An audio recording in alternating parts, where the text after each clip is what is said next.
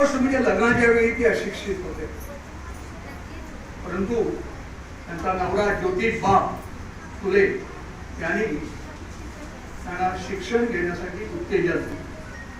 आज किती नवरे आपल्या बायकांना उच्च शिक्षण घेण्यासाठी उत्तेजन देत आहे त्याचा विचार प्रत्येकानं करावा. म्हणजे पावणे 200 वर्षापूर्वी त्यांचा जवळजवळ विवाह झालेला त्या काळात आणि हे करून दाखवलं. शैक्षणिक कार्य आपल्या सर्वांना माहीत आहे आणि जवळजवळ 1951 पर्यंत 18 शाळा आणि 150 विद्यार्थी आणि त्यांच्या या शिक्षण कार्याबद्दल ब्रिटिश सरकारनं त्यांना 1852 मध्ये शिक्षक पुरस्कार दिला. समाज कार्यामध्ये त्यांनी 2 ट्रस्टची स्थापना केली. एक ट्रस्ट होता महिलांच्या सशक्तीकरणासाठी आणि शिक्षणासाठी, तर दुसरा होता महार मांग आदी वंचित आणि दुर्लक्षित समाजाच्या मुलींच्या शिक्षणासाठी. म्हणजे वक्त्यांनी सांगितल्याप्रमाणे आजचा काळ वेगळा आहे. आज शिक्षणाची सगळी व्यवस्था आहे, परंतु त्या काळात शिक्षणाची व्यवस्था या देशामध्ये कशी होती, विशेषतः दुर्लक्षित वंचित या समाजाला अस्पृश्य असं समजलं नाही, त्यांच्या शिक्षणाच्या बाबतीत महिलांच्या शिक्षणाच्या बाबतीत कशी व्यवस्था होती. आपल्याला कदाचित वाचून माहीत आहे असेल, अनेक वेळा पेशवाईचा उल्लेख करता येतो. त्या पेशवाईमध्ये अस्पृश्यांना रस्त्यावर थुंकालाही बंदी होती, गळ्यामध्ये गाडगं घालून फिरावं लागत होतं.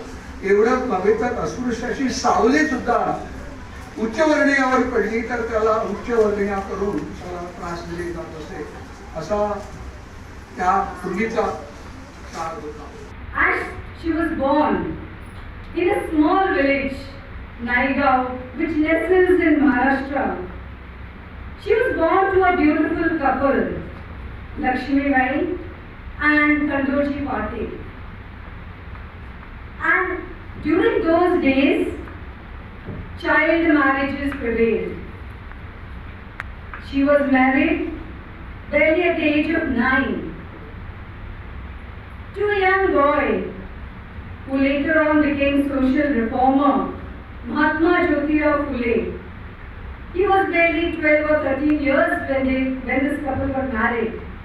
This wasn't a happy journey for her, as the upper caste people did not allow her to begin that school. As she was staying at her father-in-law's place, he said, "You will have to stop this school, or you will have to go out from my home." The resolute couple decided to move out from there. Now they did not have a home. Mahatma Jyotirao Phule's friend Usman Sheikh and his sister Fatima Sheikh, they gave them shelter. They gave them premises also to stay, as well as the premises for school. There they started their school. It was in Pune. But do you think that journey of hers was a smooth one? She was harassed. She was threatened, humiliated. As it was already said, cow dung, mud, stones, everything was thrown on her as she walked towards the school to teach the girl children, as during those days only the upper caste male were allowed to give education, and the girls and the marginalized community were not allowed. But do you think she stopped there? She carried 2 saris with her, and she started her journey with a lot of dedication.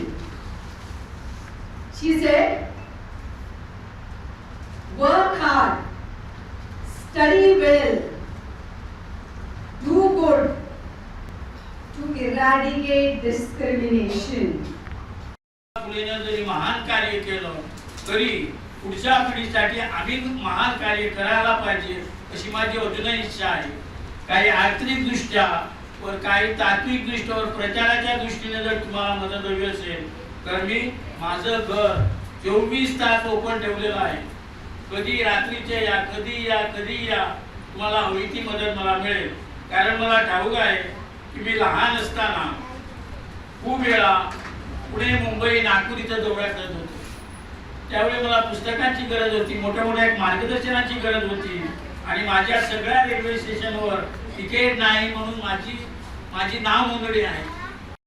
त्यांना सांगितलं, तुला बघायचं आहे का की ते टाळ्या होतात, धर्म बुडला जातो, नवरा मेला जातो, तुला बघायचं आहे का, तर तू स्वतः प्रयत्न कर. आणि तेव्हापासून सावित्रीबाई फुले यांना शाळा शिकवण्याचं काम स्वतः ज्योतिराव फुले यांनी शेतामध्ये केलं.